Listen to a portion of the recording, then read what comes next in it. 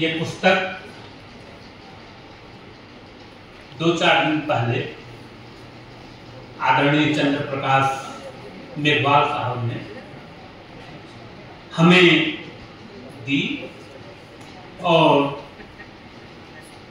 कहा कि इस पर आपको अपनी टिप्पणी देनी है। मुझे बराबर से ये लगता है कि लेखक होना बेचैनियों में अपनी जिंदगी को जीना होता है। क्या बात, जब तक आप जीवन को नहीं जी सकते, जीवन को नहीं जीते हैं, तब तक लेखकी प्रतिक्रिया, कविता या उपन्यास या कहानी कुछ भी जन्म नहीं लेता। ये सारी चीजें हमारे भीतर उस समय जन्म लेती हैं जब हम उस पीड़ा से गुजरते हैं, जो पीड़ा हमारे व्यापक समाज की होती है। व्यक्तिगत पीड़ाओं से, व्यक्तिगत चिंताओं से लेखक का जन्म नहीं होता। लेखक बड़ा होता है जब वह अपने समाज की पीड़ा को अनुभव करता है। और मैं लगातार ये अनुभव कर रहा था कि सृजन की उड़ान पुस्तक में आप कलात्मक सौंदर्य को न ढूंढें, कविता के सौंदर्य शास्त्र को न ढूंढें, आप जीवन के सौंदर्य शास्त्र को अगर ढूंढेंगे तो ये पुस्तक आपको बहुत ज्यादा प्रभावित करेगी, बहुत ज्यादा अपने समाज से गहरे स्तर पर जुड़ने के लिए प्रेरित करेगी।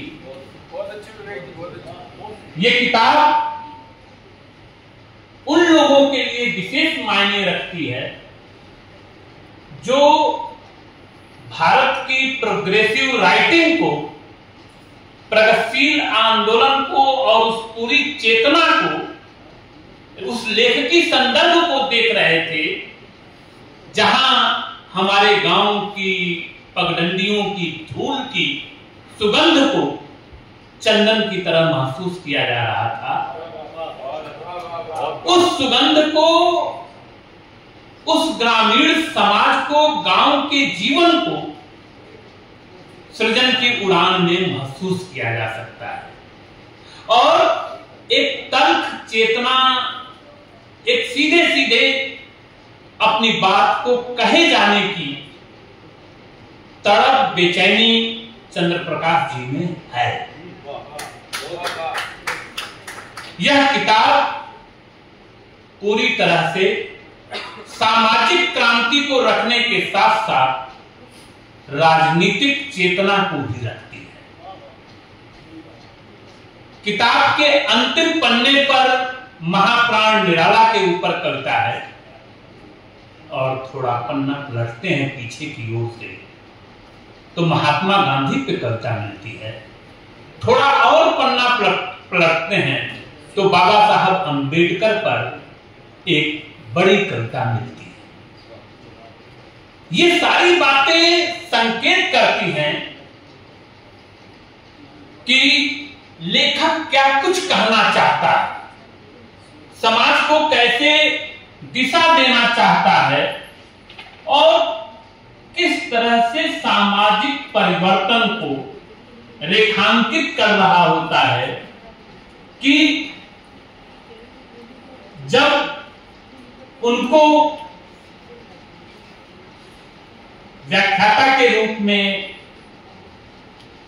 चयनित होकर मौका मिला तो आपने सबसे पहले ये प्रण किया कि हमें अपने समाज के लिए कुछ करना है। और यह पढ़े लिखे, स्वतंत्र भारत के पढ़े लिखे युवाओं से पहले दिन से उम्मीद की जा रही थी कि वे अपने समाज के लिए कार्य करेंगे। इसके लिए हमारे स्कूलों में, कॉलेजों में, विश्वविद्यालयों में तमाम सेवा भावना के मिशन चलाए गए कि कैसे समाज में युवा पीढ़ी जाए। और चूंकि शिक्षा जगत से आप रहे हैं, शिक्षा जगत में आपने काम किया है, तो वह सामाजिक पृष्ठभूमि जहां से आप निकलकर आगे आए और फिर वह बेचैनी कि मैं कैसे समाज को बदलूं, जो पीड़ा मैंने भोगी वह पीड़ा हमारे समाज का कोई और व्यक्ति न भोगे, इसकी चिंता से आपने कलम उठाई। यह चिंता प्रणाम करने लायक है। आप इस पुस्तक को उस रूप में बिल्कुल न खोजने की गलती न करें कि मुझे कोई बहुत चमत्कृत करने वाली अचानक से काव्यात्मक सौंदर्य की कविता मिलेगी, बल्कि जीवन से जुड़ने की गहरी अनुभूतियों की कविता मिलेगी। इस हिसाब से जब आप देखेंगे तो इस पुस्तक का बड़ा मूल्य स्थापित होगा। और मैं बहुत बधाई और साधुवाद देता हूं कि कोई पहली कृति किसी लेखक की, कवि की, और वो भी दूसरी पारी में शुरू हो रही पहली कृति इतने व्यवस्थित तरीके से समाज को समझने और समाज के संदर्भों में जाने के लिए प्रेरित करे और बार बार कहे कि आप अपने गांव चलो, अपनी जड़ों की ओर लौटो। अपनी जड़ों की ओर लौटने का नारा 1951 में था, जब भारत आजाद हुआ था 1947 में। उसके तुरंत बाद इस तरह का नारा दिया जा रहा था कि आप अपनी जड़ों की ओर लौटो, अपने गांव की ओर लौटो। और उस नारे से न जुड़ने के कारण आज हम वृद्धाश्रम जैसी तमाम जो सामाजिक विकृतियां देख रहे हैं इस समय समाज में, उनसे मुक्ति इस तरह की रचनाएं दिलाती है। आपको सीधे सीधे अपने सामाजिक होने की, मनुष्य होने की सिद्धि करने की कविता यहाँ पढ़ने को मिलेगी। भाई अतुल जी बहुत बेबाकी से इस बात को पहले कह गए हैं कि कविता क्या है, कविता कैसे जीवन से जोड़ती है। और जीवन जब तक हमारे सामने नहीं होगा तब तक हमारे सामने कविता नहीं होगी, हमारे सामने उपन्यास नहीं होगा, हमारे सामने दुनिया की श्रेष्ठतम कहानियां नहीं होंगी। ये सब हमारे जीवन के गहरे बोध से निकली हैं। और मुझे लगता है कि चंद्र प्रकाश जी जीवन के उसी गहन जुड़ाव से कविता की शुरुआत किए हैं और आने वाले समय में और बेहतरीन संग्रह और गहरी अनुभूतियों की कविता हम लोग पढ़ने को पाएंगे। बहुत बहुत धन्यवाद। जय हिंद।